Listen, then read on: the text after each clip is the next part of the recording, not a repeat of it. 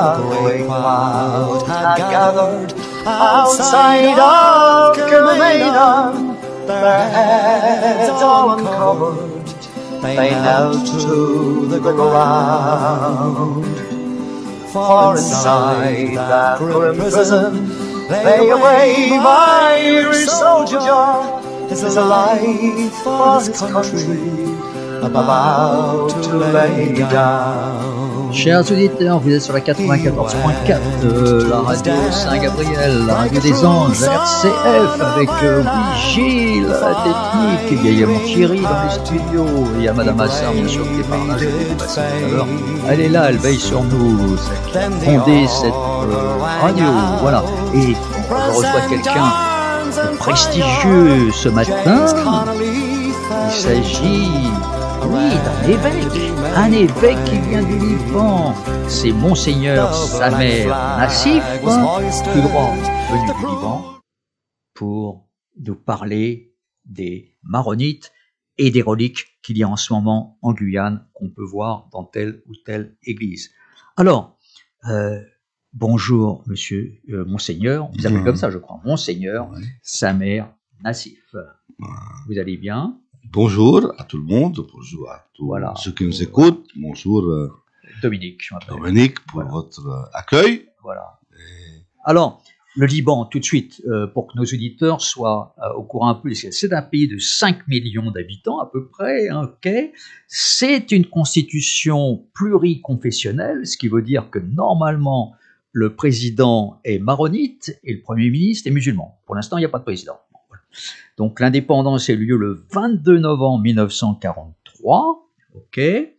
Le mot Liban, bon, ça s'appelait Liban, mais c'est après, à un moment, c'est appelé Phénicie, et à l'époque de l'Évangile, enfin à l'époque du Christ, ça s'appelait comment ? Liban déjà. Hein.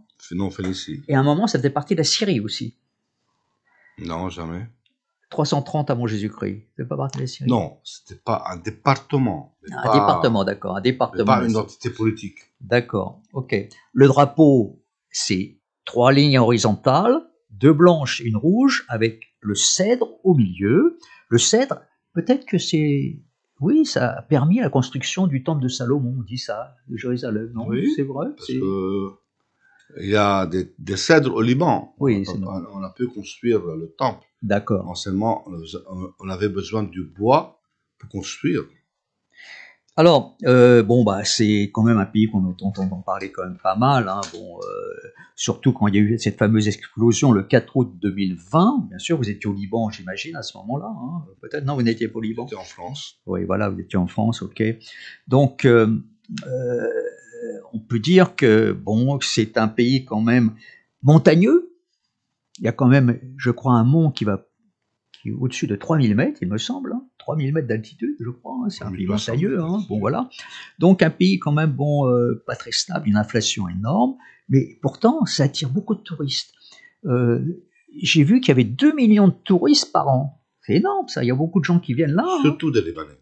Des Libanais, c'est-à-dire qui reviennent là, voir leur famille, etc. Alors on sait qu'en Guyane, il y a une grosse communauté libanaise, bien sûr. Je ne sais pas s'ils sont maronites ou s'ils sont... Alors, si j'ai bien compris, les catholiques maronites, en fait, ils reconnaissent le pape. Oui, hein, c'est ça le mot catholique. C'est ça. Donc, vous reconnaissez totalement le pape. Voilà, donc c'est ça qui... Alors, il y a Saint-Maron, 5e siècle, je crois, à peu près. Il est mort en 410. 5e siècle. Est-ce qu'il y a des reliques de Saint-Maron au Liban ? Bien sûr. Oui. Surtout son crâne. Son crâne, qui est là. Ah d'accord, il est là. D'accord. Et puis, vous êtes venu, vous, avec des reliques, si j'ai bien compris, des reliques de Saint Charbel. Et de Saint Rafka. Alors, c'est qui, ce Saint Charbel ? Dites-nous quelque chose sur ce saint. Il est né le 8 mai 1828. Il est mort le 24 décembre 1898. Pourquoi est-il saint ? Il avait 70 ans. Parce que le pape Paul VI qui a déclaré ça en 77. C'était un ermite. Je sais pas si. C'est un ermite. Vous comprenez c'est quoi un ermite ? C'est un homme qui a voulu s'unir à Dieu par la prière et le jeûne. Charbel, dès sa naissance, il avait un seul but dans sa tête, c'est prier sans cesse. D'accord. Aimer le Seigneur. D'accord. On l'appelle ivre de Dieu. Comme Saint Rafka. Ce sont des gens qui veulent vivre avec Dieu une histoire d'amour exclusive. D'accord. Ils veulent aimer le Seigneur et le servir toute leur vie. Donc, ils ne voulaient pas autre chose que ça. Rien ne les intriguait que Dieu. Que Jésus, en fin de compte. Parce que quand on parle de Dieu, c'est surtout de Jésus. Et Saint Charbel, quand il est mort en sainteté, mais son vraie histoire commence après sa mort. D'accord. C'est un des rares saints dont l'histoire commence après sa mort. Alors, quand il est mort, une lumière jaillissait de son tombeau le soir. C'est que son corps devenait lumineux. D'un seul coup, son corps est devenu lumineux. Oui, le soir. D'accord. Et les gens voyaient la lumière de loin, il Voilà. accourait. Et tout commence, ça veut dire qu'il y a eu beaucoup de miracles autour de son tombeau. Les aveugles voient, les handicapés marchent, etc. Et beaucoup de gens se convertissent au Christ et se baptisent. En avril 1899, une tempête frappe sa tombe, qui s'ouvre, et le corps de Charbel flotte. On la met dans une chambre... On sort le corps de sa tombe. Non. Il sort tout seul. Oui, enfin, une grande pluie. Ah d'accord, une grande pluie, il sort. Parce qu'autrefois, c'était où? C'était à Beyrouth, ça? Est-ce que ça se trouvait où exactement? Saint Charbel, c'est à 1200 mètres d'altitude. 1800 mètres d'altitude. Son monastère. Et son étage est encore un peu plus haut. C'est un lieu, Charbel? C'est un... Non. Et le lieu s'appelle Annaya. Ah d'accord. Voilà. Mais maintenant, chaque fois qu'on va dire on monte à Annaya, on ne dit plus Annaya, on monte à Saint Charbel. Ah d'accord. À sa tombe. Mais cette pluie a ouvert son tombeau. Vous savez, autrefois, les moines, c'est eux qui faisaient le cercueil de leurs moines. Ça veut dire que c'était un peu de bois, ils faisaient leur cercueil. C'est pas comme le cercueil d'aujourd'hui. On n'achète pas des cercueils. Oui, on met dans le sol. Oui. Et il est mort le jour de Noël. Donc, il y avait beaucoup de neige à cet endroit. Oui, parce qu'il faut dire que le Liban, c'est très montagneux, il y a de la neige, il y a des montagnes, etc. Il n'y a que la montagne au Liban. Il n'y a que de la montagne. Il y a un littoral quand même. Hein. Oui, mais la montagne est collée à la mer. Ah d'accord. Ah carrément, la montagne est collée à la mer. Il y a très peu de plaines à la côte. Il y a pratiquement pas de plaines. Et quand on a retiré son corps, on l'a mis dans une chambre de monastère, on a fait venir un médecin qui l'examine, il dit, mais depuis quand il est mort? Ça fait combien d'heures qu'il est mort? On lui dit, ça fait 3 mois et demi qu'il est mort. Et on remarque que son corps était intact, souple, chaud, et une belle odeur sort de son corps. Et ses habits sacerdotaux, parce qu'on enterre les prêtres comme les moines avec leurs habits sacerdotaux, étaient abîmés. Pas son corps, du tout. Le corps n'était pas du tout abîmé. Non. Et ce qui était bizarre... Les habits, oui. Ils étaient abîmés, les habits. Un peu. Oui. D'accord. Mais il faut savoir que Charbel, jusqu'à 1977, donc 80 ans après sa mort, le corps de Charbel fait du sang. Il était en sueur de sang, continuellement. Ah bon? Ouais. Il y avait du sang qui coulait. Ouais. C'est un phénomène de ses yeux ou quoi? Singulier et unique dans l'histoire de l'humanité. D'accord. Il n'y a aucun homme enterré. Non, tout son corps. De son corps. Tout, c'était en sueur de sang et d'eau. Ah, d'accord. Une sorte de sueur faite de sang et d'eau. D'accord. Donc les moines étaient obligés, pendant la semaine, de changer ses habits sacerdotaux et de relaver. Parce qu'il y avait beaucoup de sang qui coulait de lui. Il a fait dans le tombeau autant de sang que 10 hommes dans leur vie. Il faut savoir que quand Charbel est décédé, il faisait 1m60. Le jeune exagéré. Il était 1m60? Il était petit quand même. Il n'était pas petit, mais avec le jeûne, le fatigue, l'âge, il s'est rétréci. Et 30 kilos seulement. Et c'était pas possible qu'encore puissions donner du sang continuellement. Donc on l'a mis dans une chambre dans le monastère de 1899 jusqu'à 1927. Et les gens venaient, prenaient un peu de son sang, et il y a eu beaucoup de guérisons. Il faut savoir que, indépendamment de la Vierge Marie et de Saint Joseph, le saint dans l'Église catholique qui a fait le plus de miracles dans le monde, c'est Saint Charbel. Ah d'accord. C'est lui qui fait beaucoup Saint Charbel qui a fait le plus de miracles. Actuellement, on a quel genre de miracles? Les gens venaient le voir, les malades. Toutes sortes de miracles. Mais parfois plus spirituels et même de baptême, plus que corporels. Mais corporellement, ils ont fait 40 000 miracles. Déjà. Toutes sortes de miracles. Et ça, c'est sur les gens qui sont venus au monastère de Saint Charbel en déclarant qu'ils étaient malades, ils ont été guéris, avec tous les documents. Donc, c'était vérifié scientifiquement. Oui. Il y a tous les documents, sinon on ne peut pas le mettre. En 1922, oui, les moines avaient marre. Ils sont en train de servir un cadavre. Ah, ils en avaient assez, quoi. Oui. D'accord. Alors, le médecin leur dit, mettez le corps au soleil. Mettez le corps au soleil, comme ça, voilà. Il va assécher. Oui. Qu'est-ce qui s'est passé? 1 mois au soleil. 1 mois au soleil. Et au Liban, il fait chaud, des fois. Il s'est tempéré un peu. Hein, le corps de Charbel est sur terre, mais ce n'est plus la physique de ce monde. C'est-à-dire, rien ne s'est passé. Rien ne s'est passé. Tout est resté pareil. Oui, rien. Toujours la sueur, le sang, etc. Jusqu'à 1977, je vous dis, quand le pape le déclare saint dans l'église. Et Charbel, après le pape dit aux maronites, aux moines maronites, que vous commencez à vénérer un saint, que moi, je n'ai pas encore ordonné qu'on peut le vénérer. C'est ça. Et quand est-ce qu'il était décidé à quel moment, quelle année c'est ça, c'est dans les années 20 qu'on a commencé à ouvrir au Vatican le procès de sa sanctification. Le pape a dit maintenant qu'il n'est pas encore saint, il ne faut pas le vénérer. Parce que les gens venaient à sa chambre, prenaient de son sang, etc. Donc on va cacher Charbel dans l'église, dans le mur de l'église. On va le cacher. On le met à l'écart. Un grand endroit, on va mettre un cercueil en acier de 1927 jusqu'à 1950. De 1927 à 1952, c'est ça? 50.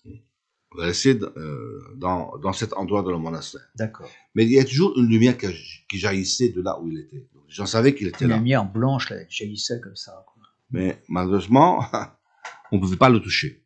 Il était caché. 1950, tout le mur scintille du sang. Tout le mur suinte. Ah bon? Tout le mur. Quand on ouvre, il y avait du sang partout. Surtout le cercueil. On disait même, selon les décrits des médecins qui ont été présents quand on ouvrait le tombeau, ils trempaient dans le sang, le corps. À ce point-là. On va le remettre dans une pièce dans le monastère. Les gens vont venir en masse prendre son sang. C'est l'année des plus grands miracles. Quand il y avait quelqu'un qui était guéri, on sonne les cloches. Cette année-là, les cloches n'ont pas arrêté de sonner continuellement. C'est-à-dire que les gens étaient guéris, ils venaient là, voilà. Et du monde entier. Et pas seulement les chrétiens. C'est pas, Saint Charbel n'est pas, mais est-ce que c'est pas le saint des chrétiens catholiques par les personnes d'origine libanaise ou par un peu tout le monde? Enfin, d'abord libanais. Mais même pas seulement catholiques et maronites. On ne dit pas Saint Charbel, c'est le saint libanais catholique maronite. C'est le saint du Liban. Les non-chrétiens, les musulmans, par exemple, le vénèrent. C'est un homme de Dieu. Qu'est-ce qu'il a fait dans sa vie? Il a vénéré Dieu. Même les musulmans au Liban vénèrent Saint Charbel. Ils sauvent aussi. Il y a 20% des guérisons qui sont pour les non-chrétiens. Un homme qui est de Dieu, pas regarder les gens malades. Celui qui est chrétien, celui qui n'est pas chrétien, je vais guérir seulement le catholique et le chrétien. C'est pas possible. C'est pas possible. Il est dans le corps de Dieu et il voit le corps des gens, la souffrance des gens.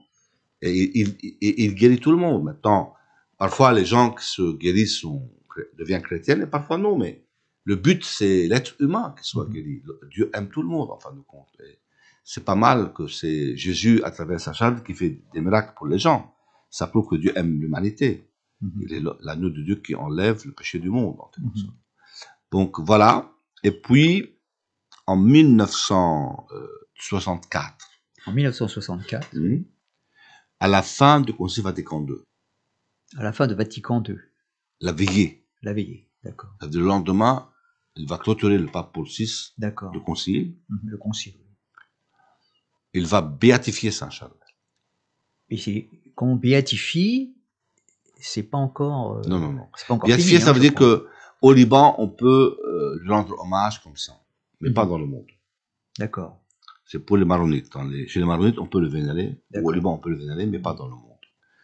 Et quand il l'a béatifié, c'était un cas particulier. Je ne pense pas qu'un autre saint a eu ce privilège de Charbel.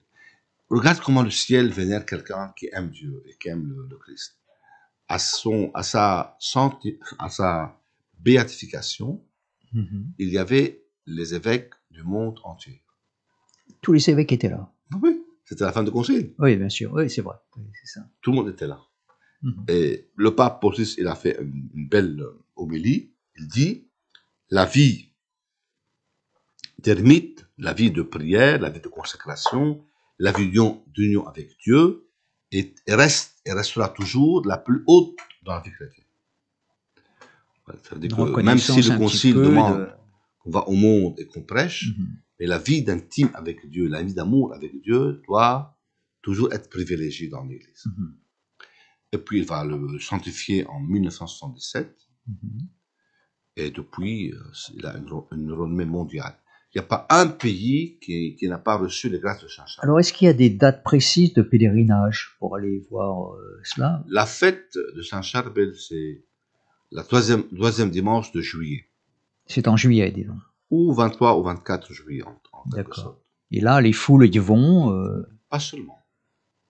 Chaque 22 de chaque mois, il y a un pèlerinage national à Saint Charbel. Ah, d'accord. Là, il y a des milliers de gens qui vont là-bas. Mais pas seulement du Liban, parce que ils viennent de tout l'Orient, chrétiens ou non chrétiens. Ils viennent du monde entier. Là-bas, tu peux trouver des Chinois, tu peux trouver des Africains, des Guyanais, des gens de la Réunion. Le monde entier est là-bas. C'est un saint mondial. Et il est allé même en Chine guérir des gens. Donc, pour dire que c'est pas un saint comme les autres. International. Oui. International. Alors, ce saint donc est vénéré, et vous êtes venu, vous, en Guyane. Pour quelle raison? Il y a Saint-Rafka aussi. Saint-Rafka aussi, c'est important, Saint-Rafka. On a deux saints, on a plusieurs saints au Liban. Ah oui, Saint-Jabès. Saint-Rafka, c'est important. Alors, on a parlé beaucoup d'elle aussi. C'est peut-être fait partie des martyrs de la Légion thébaine, c'est pas ça, non? C'est autre chose encore? Non. Elle était martyre, mais martyre pas qu'on l'a tuée parce qu'elle est martyre, elle est martyre de Jésus. C'est une dame qui est aussi comment elle s'appelle déjà? Rafka. L'Alpha? Rafka. Rafka. Rafka. Intéressant ça. Qu'est-ce qu'elle a fait? Comme Charbel, une femme de prière. Ah d'accord. Par contre, elle était pas ermite, elle a été pas ermite. J'espère que personne de tous celles et ceux qui nous écoutent feront comme elle. Il ne faut pas. Ce sont des âmes rares qui peuvent faire ça. Et c'est pas donné à tout le monde de le faire. Donc je conseille d'écouter, mais pas de faire comme elle fait. C'est quelque chose de particulier chez Rafka. Donc, elle aimait Jésus énormément. Elle était libanaise, bien sûr. Oui, maronite aussi. Elle est née en 1932. En 1962 32. 32. 23 mars. D'accord. Et elle est morte en 1914.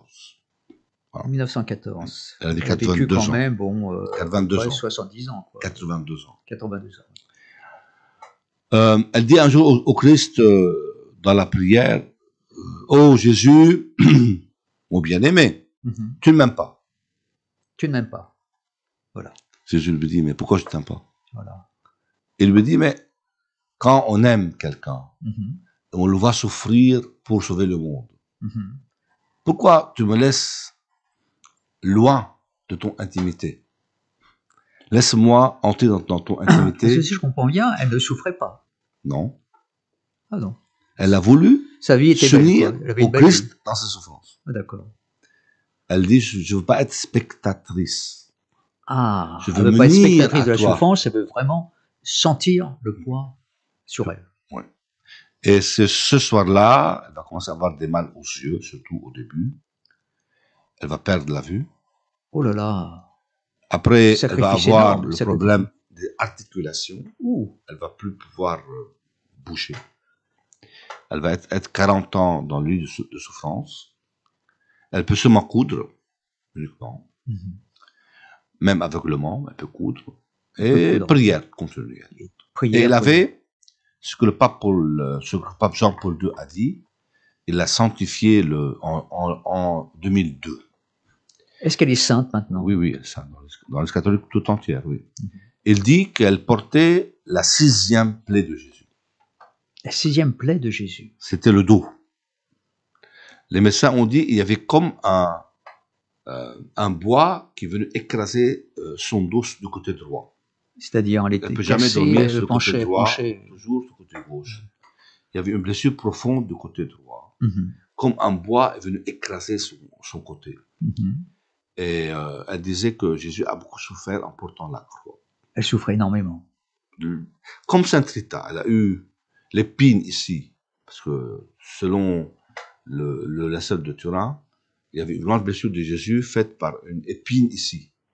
Il y a une grande blessure de Jésus. Elle a Elle avait une épine dans le crâne? Oui. Ah bon, d'accord. Elle a eu une blessure ici. Et Rafka, un jour, le médecin lui dit, Job n'a pas souffert autant que toi. Elle répond, tu comprends rien, toi. Voilà. Parce que chaque fois qu'il y a une âme qui est sauvée, elle ressent en elle la joie qu'a Jésus. Donc continuellement, malgré sa souffrance. Continuellement, elle souffre avec Jésus et elle a la joie des âmes sauvées. Donc c'était pas une souffrance comme les autres, c'était particulier. Rafka, c'est la seule femme qui porte la croix. La seule femme, après Marguerite Marie, qui aime le cœur de Jésus. Elle a compris le cœur de Jésus. Elle avait quel âge à peu près quand ça s'est passé au niveau de ses douleurs? Enfin, elle est morte en 82. Pendant 40 ans, donc elle va avoir 42. Mais elle est morte en sainteté. Mais ces deux saints... Donc il y a deux saints vraiment, Charbel et Rafka. Il y a d'autres, mais ce sont là très privilégiés. Parce qu'il y a aussi les martyrs, les fameux martyrs de la Légion thébaine. De là? Légion thébaine. Ça, c'est la Légion de l'Asie mineure. Oui, oui, oui. Ça, c'est autre chose. C'est autre chose, ça. C'est autre moine. Ce sont deux franciscains maronites. C'est ça. Mais parce qu'ils sont franciscains, sont latins. Voilà. Qui ont été amenés à être en Asie mineure. Mais revenons à cette dame-là, cette martyre et cette sainte. Les deux saints ont vécu dans une période au Liban très douloureuse. Et là aussi, il y a des pèlerinages et tout ça. Bien sûr. Sainte Rafka, quand elle est morte, une lumière jaillissait de son tombeau aussi. Et cette lumière est tellement grande que toute la terre autour de son tombeau a touché la gloire de Dieu. A touché cette lumière. Donc, elle va venir voir sa supérieure, une fois qu'elle est décédée, dans le rêve. Elle lui dit, va à mon tombeau, tu prends un peu de ma terre, tu la goûtes, c'est une terre bénite par Dieu, elle a touché la gloire de Dieu, et tu seras guéri. Parce qu'elle avait un grand problème dans la gorge ici. Elle a été guérie ou pas? Tout de suite. Bon. C'est pourquoi beaucoup de gens si moi vont j'y vais, là-bas. Je peux être guéri aussi? Bien sûr. Bon. Tout est possible par Dieu. Voilà. Que vous ayez la foi ou pas, il faut que vous priez avec confiance que c'est possible. Parce que si tu as la foi, tu vas là-bas et tu dis que c'est pas possible, tu ne vas pas guérir. D'accord. Il faut avoir la foi. Quoi. Bien sûr. Pas la foi. Tu peux avoir la foi ou pas. Il faut dire à Sainte Rafka, je crois au possible. Ah, d'accord. Mais est-ce qu'ils se sont pas connus, ces deux saints? C'est pas la même époque. Non. Si, la même époque. Oui, c'est ça, mais ils se sont pas connus. Ils sont parce que dans deux monastères, pas loin de l'un de l'autre. Peut-être qu'un jour ils sont croisés, je ne sais pas moi. Oui, parce que c'est ça qui me semblait que c'était à peu près la même époque. Ce sont des gens, leur histoire commence après leur mort, pas pendant leur vie. Ah, d'accord. Dans leur vie, ils n'ont pas fait grand-chose. Juste prier. Prier, et puis quand même avec des choses qui se sont passées qui étaient inhabituelles, il faut bien le dire. Mais voulu. Par amour au Christ, ivre de Dieu. Mais j'avais Rafka au 19e siècle. C'était le siècle des persécutions des chrétiens en Orient. surtout au Liban. Il faut savoir que en 1800, il y avait plus de chrétiens en Orient que de non-chrétiens. Alors c'est bien sûr l'Église orientale. Oui. C'est ce qu'on appelle comme ça. Hein. Surtout au Liban. Ouais, il y avait des habitants au Liban, 80% de chrétiens et 20% non chrétiens. La chrétienté orientale, au temps des Ottomans, a augmenté de nombre, elle n'a pas été réduite en nombre. D'accord. Mais ce qui n'a pas été bien vu par les Ottomans, qui disaient on règne sur l'Orient, un empire musulman, et l'Orient devient chrétien. On n'a pas vu ça d'un bon œil. Ça commence avec l'affaiblissement de la France à cause de la Révolution française. Parce que le Liban est un protectorat français. Avant 1800, c'est pas encore. C'est pas encore indépendant. Mais c'était la France protégeait le Liban. Il y avait un pacte entre Français et Ottomans qui disait que on respecte les catholiques en Orient. Celui qui touche à un chrétien catholique touche à la France. Personne ne touchait. Mais quand la France a été affaiblie, on commence à attaquer les chrétiens en Orient. Ce qui fait qu'on va avoir beaucoup de massacres. 1820, 40, 60. Puis à la guerre, 60, il y a eu des guerres aussi. Non, massacres. Il n'y a pas eu de guerre au Liban. Il y a eu des massacres seulement contre les chrétiens. Des massacres. 1860, surtout. Il y a eu en une semaine, en un mois, on a tué 50 000 chrétiens. On a tué tous les mâles presque. Rafqa était dans un village, qui est mon village natal, un enfant de quelques années, 3-4 ans, qui fouillait les Ottomans pour qu'on ne le tue pas. C'était elle l'a caché dans ses habits. L'occupation ottomane, hein, c'est bien ça. Oui. Elle l'a caché dans son habit religieux. Et la France de Napoléon III, elle a envoyé tout de suite une expédition militaire maritime au Liban, qui a arrêté les massacres. Sinon, il n'y a pas un chrétien au Liban. Ça, c'était vers quelle date qu'on rappelle? 1860. Un 860. Et les soldats français arrivant au Liban pleuraient devant le désastre qui était là. 50 000, c'est énorme. Pas seulement ça, on les tuait de manière atroce. Enfin, disons que c'est les chiffres officiels. On n'a pas compté. C'est là où commence l'immigration chrétienne d'Orient. Avant cette date, il n'y avait pas une immigration chrétienne. Et donc, après, il y a eu une émigration plutôt. Les gens venus en Guyane à cause de ça. Pas simplement en Guyane, je crois aux États-Unis, partout, un peu partout. Oui, mais je pense que la première immigration chrétienne du Liban est venue en Guyane à cause de ça. C'est pour ça qu'il y a une forte communauté libanaise ici. Ils ont quitté, ils quittaient avant tout Beyrouth ou bien le Liban pour Marseille. Et de Marseille, ils prenaient un navire pour le Nouveau Monde. C'est ça. Et il y a des gens qui sont venus en Guyane. D'accord. Ils sont arrivés, je pense, 1862-63, la première immigration libanaise ici. Oui, ils sont là depuis plusieurs générations. Et puis, ils sont revenus après. Chaque fois qu'il y a une persécution au Liban, les gens venaient. Chab et Rafqa, ils ont dû mourir pendant ces persécutions. Mais ils n'ont pas été morts, mais ils ont vu le peuple mourir. C'est pas une période où ils vivaient heureux, tranquilles, tout va bien, etc. Non. Difficile quand même. Bien sûr. Parce que c'est pas rigolo de quitter son pays comme ça, voilà, puis d'aller. Mais les gens revenaient. Les gens revenaient régulièrement quand même. Non. Ils partaient quelques années, revenaient au Liban après avec un peu d'argent. Quand ça allait mieux. Non. Parfois ça n'allait pas mieux. Mais le but n'était pas d'émigrer et quitter le Liban. Ah, d'accord. C'était d'aller chercher du travail, de l'argent, pour revenir soutenir la famille au Liban. D'accord, et revenir au Liban après. D'accord. Comme aujourd'hui. Nous, quand on va au Liban, vous avez dit, il y a pas mal de millions de Libanais qui vont chaque année au Liban. C'est nous millions par an. On va, nous, au Liban, pour dire à notre peuple qui a faim.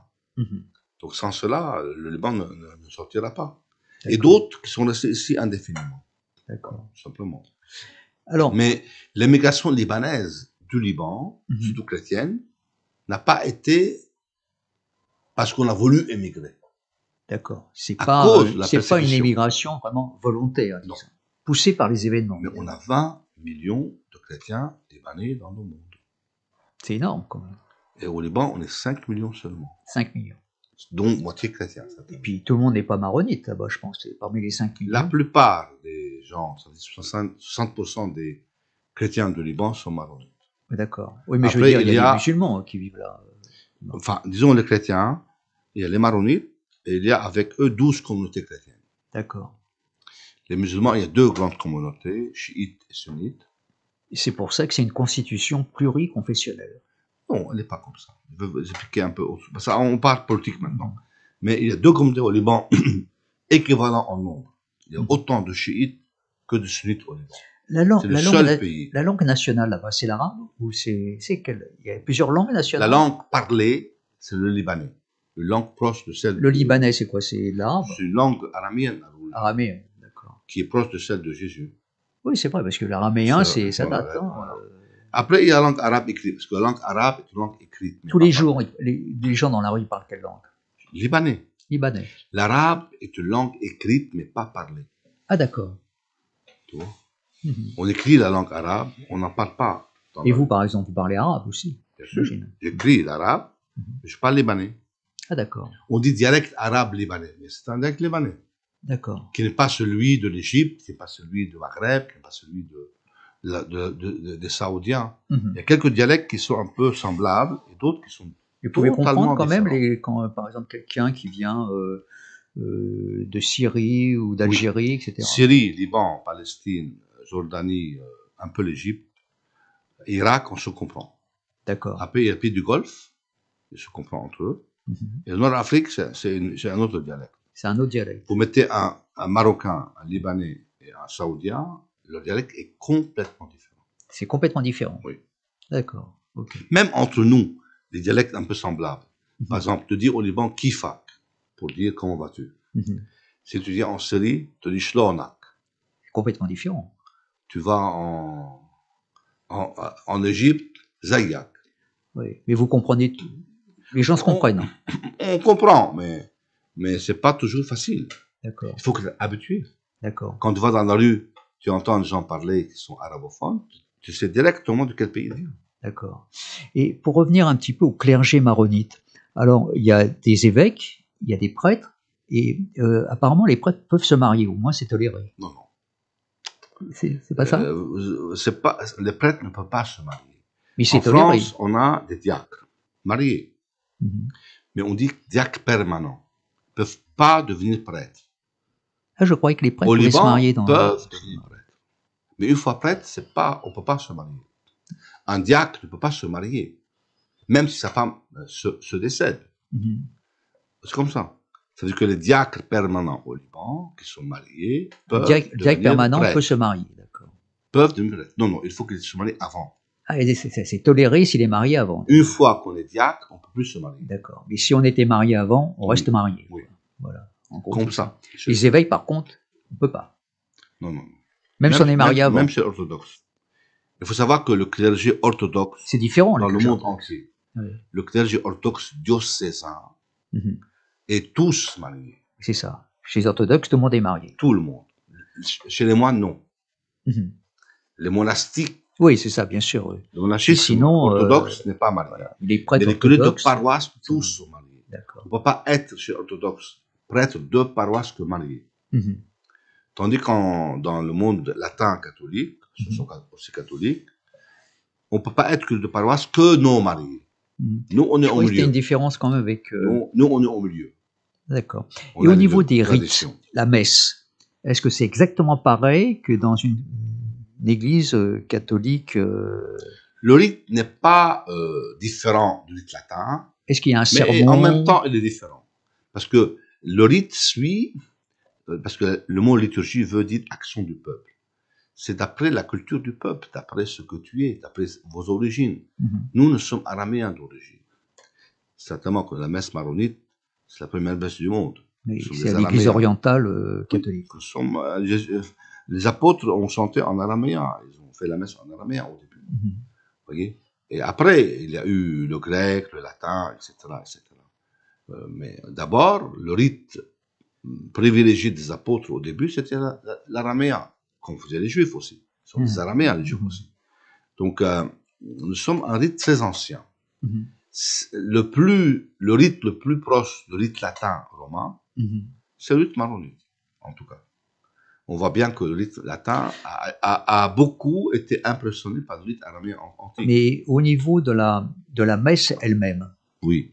Est-ce que c'est la même chose que dans n'importe quelle église, c'est-à-dire avec l'Eucharistie, le sermon Non, il y a deux parties dans la messe. Il y a la partie qu'on appelle la parole de Dieu, et la partie où on bénit le pain et le vin, et devient corps et sang de Christ. Et entre les deux, il y a le credo qui vient au milieu. Ouais. Donc, toutes les messes, c'est comme ça, même chez orthodoxe. Il y a deux parties dans la messe. D'accord. Dans la messe chrétienne en général, la parole de Dieu, et après, le Saint-Sacrement. Est-ce que les prières sont les mêmes, par exemple? Est-ce qu'il y a le Notre Père aussi dans l'église maronite? Enfin, je vous répète, cher Dominique, la messe est la même structure, mais il y a, culturellement, elle est différente. D'accord. Tu vois, dans les chants, parfois, il y a des endroits où on met la paix de Christ avant ou après. Ce sont des petits trucs qui ne sont pas, ça change pas ce qui est profond dans la messe. D'accord. C'est la même chose. En fait, c'est des différences culturelles. On se nourrit de la parole de Dieu et on se nourrit de son corps et de son sang. C'est ça. Mais il y a des différences culturelles, quoi. En gros, bien sûr. C'est normal. Chaque peuple va venir le Seigneur selon son rite, selon sa culture, selon ses chants, selon sa manière dont il est. Alors, vous êtes là avec des reliques, donc les reliques de Saint-Chabrel. Les reliques, c'est quoi? C'est des morceaux de sa toge? Ossements, ah d'accord. Et on peut les voir ou quoi? Comment ça se passe? Non, ils sont là, on les touche. On se bénit d'eux. Oui, pas vraiment, il y a une glace, il y a quelque chose. Bien sûr, sinon ils sont abîmés. Oui, d'accord. Et pour l'instant, donc, ces reliques qui sont des ossements de Saint-Chabrel, si Charbel, ils sont en train d'aller d'église en église, si je comprends. Malheureusement, je repars aujourd'hui dans l'Hexagone. On a fait 8 jours. Ils ont tourné dans 8 paroisses en France. Demain, elles sont où? En Guyane. Demain, on a fini un mardi. Ah, c'est d'accord. Malheureusement. Là, on arrive après l'école. Voilà, malheureusement. Mais les gens ont beaucoup apprécié. Parce qu'il y avait du monde, paraît-il, hein? Beaucoup de monde. Deo gracias. J'espère que les gens ont reçu beaucoup de grâce. C'est ça mon but premier. C'est venir bénir les gens, bénir la Guyane, qui souffre déjà. Donc, si je comprends bien, vous êtes venu... un peu la grâce du Christ, la grâce des saints du Liban. D'accord. Vous êtes venu dans vos bagages avec des ossements de Saint-Chabrel. Et Saint-Rafka. Voilà. Et d'autres saints du Liban. Il ne faut pas parler de tous les saints du Liban. Ah, d'autres reliques en plus. Il faut beaucoup d'autres émissions encore. D'accord. 2 autres. Parce que le Liban... 4 reliques, 4 saints du Liban. C'est un pays de reliques, hein.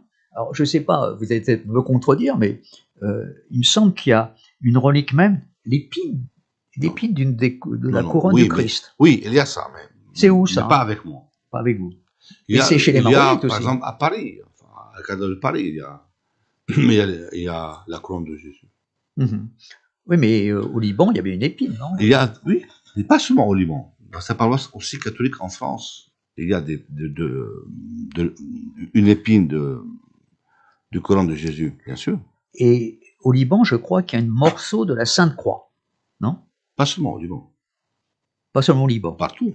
Oui, partout, mais bon, ça fait beaucoup de croix tout ça. Hein. Si on additionne, si vous êtes sûr que c'est vraiment la même croix. Maintenant, allez savoir si ces reliques sont vraies ou pas, mais les ossements de Chab et Rafka sont vrais. Oui, d'accord. C'est certain, bien sûr. Et je les ai amenés d'une terre bénite qui est la terre de Jésus, la terre du Liban.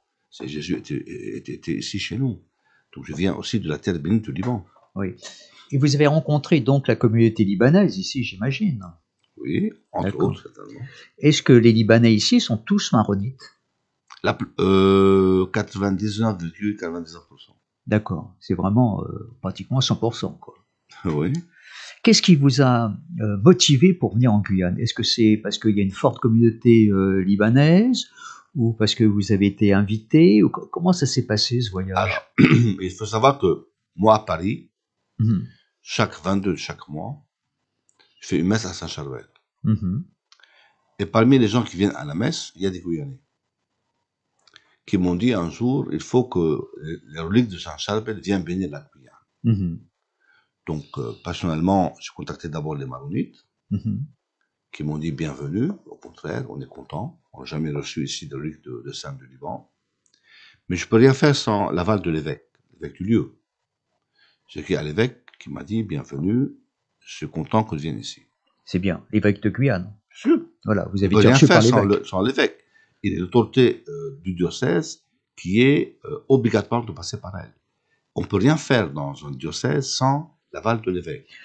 Et quand il y a un concile, vous siégez avec les autres évêques catholiques ou quoi? Comment ça se passe? Je suis déjà, quand vous dites Monseigneur et tout ça, je suis l'extension de l'autorité de mon évêque et d'autres évêques au Liban.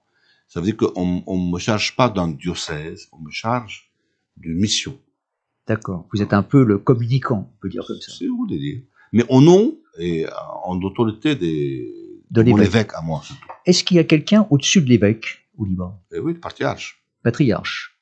Comment s'appelle-t-il? Actuellement, il s'appelle Béchar al-Ra'i. D'accord. Et il faut savoir que notre système, nous, en Orient, on n'a pas la conférence épiscopale en France. Il n'y a pas de conférence épiscopale. On a le synode des évêques maronites autour du patriarche. Il faut savoir que le siège de Rome n'est pas le premier siège de l'Église. Vous reconnaissez le pape, bien sûr, mais c'est pas... Le premier siège de l'Église, c'était pas Rome, c'était Jérusalem. Puis Antioche. Puis Antioche. Vous êtes directement lié à Jérusalem. Il y a Jérusalem comme fondation. On a fondé d'abord Jérusalem comme patriarcat. Après, on a fondé Antioche. Les actes apôtres disent, la première fois qu'on a dit le mot chrétien, c'était à Antioche. Après, Alexandrie, comme siège. Qui se trouve en Égypte, Alexandrie. C'était un siège aussi patriarcal. Après Rome. Après Constantinople. Ah, ça a changé comme ça. Mais pourquoi le pape de Rome, ou si vous dites, le patriarche de Rome est plus important que les autres? Il est dans une ville de Rome où est mort Pierre et Paul. C'est vrai. Voilà, c'est pourquoi elle est importante. Pierre, carrément, pas parce que l'Occident... voilà. Crucifié, la tête en bas, etc. Pierre. Parce que c'est le martyr des deux piliers de l'Église, Pierre et Paul. Mais il est le premier entre égaux. Ça veut dire, entre les 5 patriarcats, l'évêque de Rome et les autres patriarcats ont les mêmes autorités. Mais lui, il est le premier entre eux. C'est quand ils se réunissent ensemble, c'est lui qui préside. Et c'est lui qui est chargé de la communion entre patriarches du monde. Ah, d'accord. Donc nous, les Maronites, on a accepté cette communion. On l'accepte et on veut que ce pape de Rome, Dieu l'a institué pape de Rome pour qu'il y ait la communion dans toute l'Église. Et nous voulons être en communion avec lui. D'accord. Donc quand on a un problème, nous, les Maronites, on vient au pape pour qu'il puisse régler notre problème de communion. D'accord. Par exemple, chez l'orthodoxe, quand il n'y a pas le pape, quand on se jamais entre eux, c'est à l'infini. Mais sinon, votre autorité, c'est le patriarche. Oui, c'est l'autorité suprême. D'accord. Mais lui et ses évêques, ils croient à la communion avec le pape de Rome. Et par exemple, quand il y a une élection d'un nouveau pape, qui est un concile spécial, est-ce que les évêques maronites siègent? Non. Celui qui peut siéger pour choisir le pape de Rome, ce sont les cardinaux. C'est vrai, c'est les cardinaux. Un de nos évêques est cardinal. Et vous n'avez pas de cardinaux chez vous. Vous avez des patriarches. Le patriarche est cardinal. Ah, d'accord. Mais pas toujours cardinal. Il peut être patriarche sans être cardinal. Si le pape le nomme cardinal, il peut aller et élire aussi le pape avec les autres cardinaux. Mais on a eu pas mal de patriarches qui n'étaient pas cardinaux. D'accord. D'accord. Et vous ne savez pas s'il y a eu des miracles qui ont été lieu en Guyane, par exemple, avec... Peut-être. Certainement. Ah, il y a... Mais bien sûr. Il y a des gens qui ont été guéris. Bien sûr, mais parfois ils me disent, ou ils ne me disent pas, mais parfois ils me le disent, mais il faut savoir que c'est discret, il ne faut pas aller... oui, on ne raconte pas ça sur les médias, etc. Voilà, bien sûr. Mais bien sûr, il y a des guérisons. Il y a même des guérisons spirituelles. Il y a des gens qui ont retrouvé la foi, qui ont retrouvé la force de Christ, qui ont été touchés par la foi venue d'Orient. Pour parler quelque chose d'un peu plus léger, quel est le plat libanais au Liban, le plat que tout le monde mange? Taboulé. Le taboulé et le kibbé. Le taboulé. Oui, ce sont des plats libanais. Mais il faut savoir que pendant les croisades qui sont arrivées au Liban, surtout les Français, les Francs. Donc on a... je crois que l'épisode des croisades est assez important. C'est à ce moment-là que les croisés ont rencontré les Maronites au Liban, je crois. Oui, mais c'est là où notre cuisine a été aussi française. Par exemple, quand je suis en France, on me disait, la spécialité ici, qu'on ne trouve pas dans le monde, on mange des escargots. Je dis, mais nous aussi. Oui, ou les grenouilles. On mange les tripes, nous aussi. Oui. Langue des vaches, nous aussi. Oui, mais vraiment, le plat libanais, c'est le taboulé. Surtout le kibbé. Il n'y a pas un plat dans le monde que les Libanais font que d'autres font. Le kibbé, c'est seulement les Maronites qui le font. C'est quoi? À base de viande et de bourgol. De mouton? Bourgol. C'est quoi ça? C'est une sorte de farine. De farine? Oui. D'accord. Qui vient du pain. Et la viande? Il y a de la viande dedans? Comme le couscous, mais c'est bourgol. Non. On met la viande avec. C'est du mouton alors? Non, vache. Vache. Ah d'accord. On mange très peu de moutons. Très peu de moutons? C'est plutôt du bœuf, quoi. D'accord. Ok. Comme en France. Et là, après votre voyage en Guyane, vous retournez au Liban ou alors vous allez ailleurs? Vous allez... Ça sûr, je vais aller au Liban. Vous savez, cher monsieur, le Liban est un pays qui souffre beaucoup. C'est un des pays qui souffre énormément dans le monde. Nous sommes un petit pays. Un pays de montagne. 5 millions d'habitants. Tout ce que vous voulez. Un pays rare en Orient. Parce que le Liban est basé sur deux choses. Il est basé sur la liberté et le dialogue. Le dialogue, on peut le dire comme on dit fraternité. C'est ça le dialogue. On est tous ensemble frères. On est tous ensemble libanais.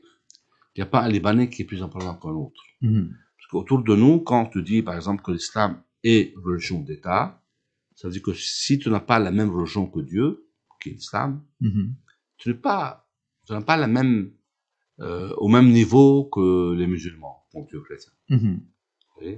Tu es un moindre. Dans la loi aussi. Dans la loi aussi, c'est dans la loi. Dans la Constitution. Oui. Au Liban, non. D'accord. C'est le seul pays arabophone où tous les citoyens sont égaux. Oui, c'est pour ça qu'on dit pluriconfessionnel, en fait. C'est toutes les religions sont représentées, etc. L'État libanais respecte toutes les religions. Mais ne choisissent pas un pour en faire sien. D'accord. Et l'État libanais est obligé à graver pour la communion entre communautés. Mais quand même, quand on entend parler du Liban, malheureusement, c'est toujours dans des termes assez dépréciatifs, négatifs. Oui. Voilà, il y a des explosions, il y a ceci, il y a cela, il y a des... Il faut parler à quelqu'un qui va bien vous expliquer. Quand tu dialogues entre communautés, le dialogue est fragile, cher monsieur. Vous êtes marié certainement, vous avez des enfants, une femme et tout ça. Même dans la même famille, le dialogue est très délicat. C'est pas un acte facile. L'acte le plus dur dans l'acte humain, c'est l'acte de dialoguer. Comprendre l'autre comme il veut être compris. Que j'arrive à faire comprendre l'autre ce que je suis vraiment. Donc c'est pas la dictature qui vient dire « Oh, toi, tu te tais ou je te tue ». De toute façon, c'est un régime parlementaire. Oui, mais le dialogue est fragile. Le dialogue ne fait pas d'un État un État fort. Il fait d'un État un État qui doit être protégé. Parce qu'il y a 19 communautés qui dialoguent ensemble. Et même la plus petite communauté libanaise doit être respectée dans son intégrité. Donc pas imposer à eux quelque chose si elle ne veut pas. Alors, même si elle représente 1% du peuple libanais. Ce dialogue, c'est quelque chose de très important. C'est le cœur du Liban, c'est ça. Mais malheureusement, quand tu es occupé, et quand il y a la guerre au Liban, et quand l'occupant vous divise pour régner, bien sûr, et quand il y a le sang qui coule, et quand il y a des martyrs, et quand, Comment tu veux vivre le dialogue et le pardon? Alors le Liban, c'est un des pays qui accueille le plus de réfugiés, beaucoup de réfugiés. Le plus grand réfugié, oui. Par rapport à sa population. Par rapport à la population, il y a énormément, le pourcentage est énorme. Ça veut dire qu'on a 5 millions d'habitants, on accueille 2 millions de Syriens, 750 000 Palestiniens, je crois. Et peut-être 100 000 Irakiens. On a aucun pays n'accueille autant. Ça veut dire donc c'est énorme par rapport à la population de 5 millions, c'est plus de la moitié de la population. Les Libanais émigrent. 5 millions n'habitent pas tous au Liban. Ils émigrent aussi. Donc nous, on émigre et il y a des gens au Liban qui viennent plus nombreux que nous. Parce que il faut savoir que l'État français, comme l'Europe, aide beaucoup ces réfugiés au Liban. De peur que si on ne les aide pas, ils vont prendre la Méditerranée pour venir en Europe. Pour interdire la clandestinité des réfugiés qui viennent en Europe, il faut qu'ils restent au Liban. Donc on les aide énormément. Ce qui fait que parfois, un réfugié au Liban, le salaire qu'il a, avec les aides sociales qu'il a, le Liban ne les a pas. Ils ont une aide plus pourtant, les réfugiés palestiniens paraissent très très pauvres. Non, ils ont beaucoup d'aide de l'État. Beaucoup d'aides internationales. Beaucoup d'aide de l'État. Nous, on paye nos écoles pour aller à l'école. Eux ne payent rien. Parce que eux sont des réfugiés chez nous. Si on donne à tous les patients au Liban le droit de travailler, c'est horrible. Le Liban ne peut pas supporter autant de donc il y a des aides internationales. Donc on les aide énormément. Mais ils vivent ensemble, dans un endroit. Le problème, ça vient d'eux, parce qu'il faut beaucoup d'enfants. Ils n'ont rien à faire. Comme les Syriens. Ils sont venus avec 2 enfants en 2011. Maintenant, chaque famille, les Syriens au Liban, ils ont 10 enfants. Le Libanais fait comme en France, c'est 2 enfants. Il faut beaucoup d'enfants. Et la plupart de ces enfants-là ne sont pas reconnus par l'État syrien. Est-ce qu'ils sont scolarisés, ces enfants? Non. Non? Qui va les scolariser? Il faut qu'ils entrent dans le système éducatif libanais. Ils ne veulent pas. Ah oui, c'est compliqué cette affaire. Parce ils veulent ouvrir chez eux des écoles selon le régime de leur éducation syrien. Eux n'ont pas le français, par exemple. Nous, c'est obligatoire le français dans nos écoles. Ils sont majorité musulmane, j'imagine. Sunnite. Sunnite, oui, c'est ça. Attention, sunnite. Comme votre Premier ministre, normalement. Enfin, ça, c'est une répartition entre nous. Ça veut dire que quand on a fondé le Liban en 1920, le Liban sortait d'une grande guerre, la Première Guerre mondiale. Actuellement, il n'y a pas de président au Liban. Non.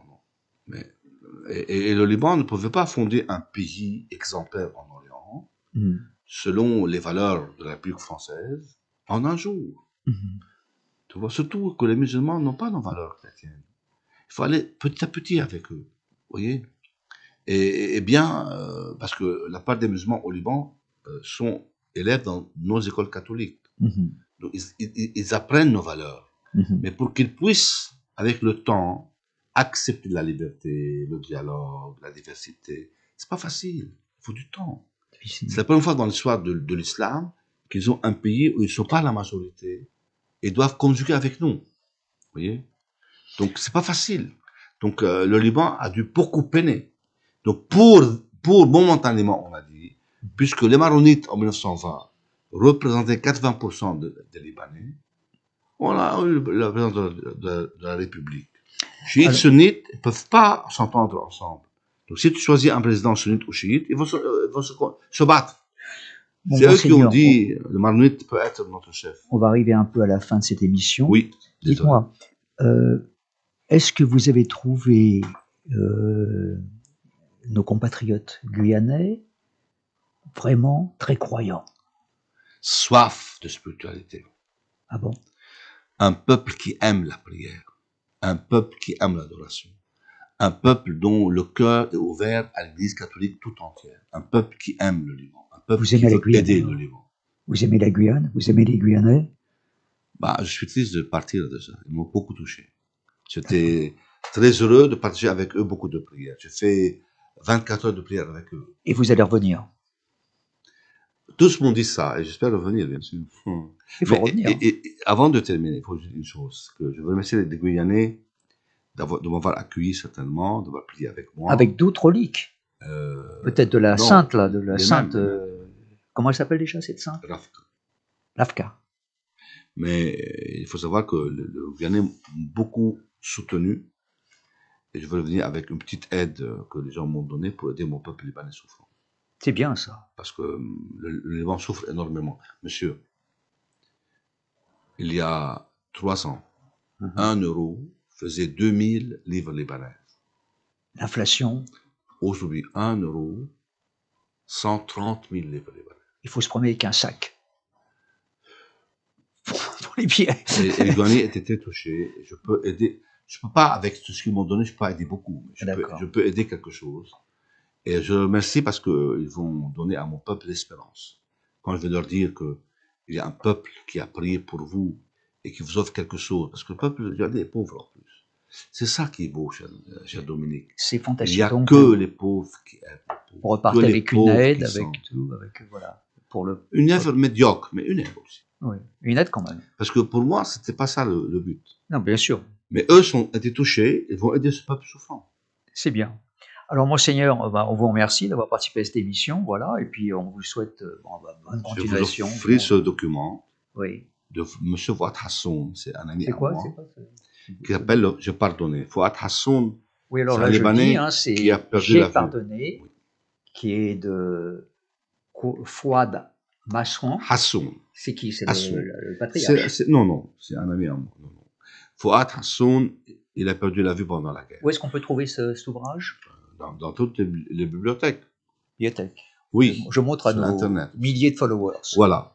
C'est quelqu'un, cher auditeur, il a perdu la vue pendant la guerre. Une voiture piégée s'éclate près de sa maison, l'éclat de verre entre dans ses yeux, et il devient aveugle. Voilà. Il raconte son périple. Alors, on conseille à tous les... Il raconte comment le Liban était, comment il est devenu, et comment l'Église libanaise a pardonné. Voilà. Et la force du pardon. C'est le titre de l'ouvrage. J'ai pardonné, c'est un témoignage. Et ce qui est beau dans ce document, c'est qu'il raconte toutes les conditions pour pardonner. Et en plus, celui qui a mis la bombe va écouter Fouad Hassoun parler à la télévision pour dire qu'il pardonne à celui qui a mis la bombe. Il va rencontrer. Là, vous êtes vraiment au-delà de tout amour chrétien. Là, non, parce qu'avec lui, j'ai fondé une chose qui s'appelle Phoenix, la Phénicie, le Liban, pour aider autant que possible mon peuple en l'appelant semeur de paix. Parce que le but du Liban, c'est d'être un pays de paix et de semer la paix dans le monde. Bien sûr. Alors, Monseigneur Samer Nassif, merci. Et puis, bonne continuation. C'était un plaisir de recevoir merci à vous, cher Dominique. Saint-Gabriel.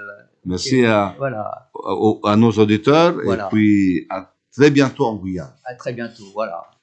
Ok. Merci.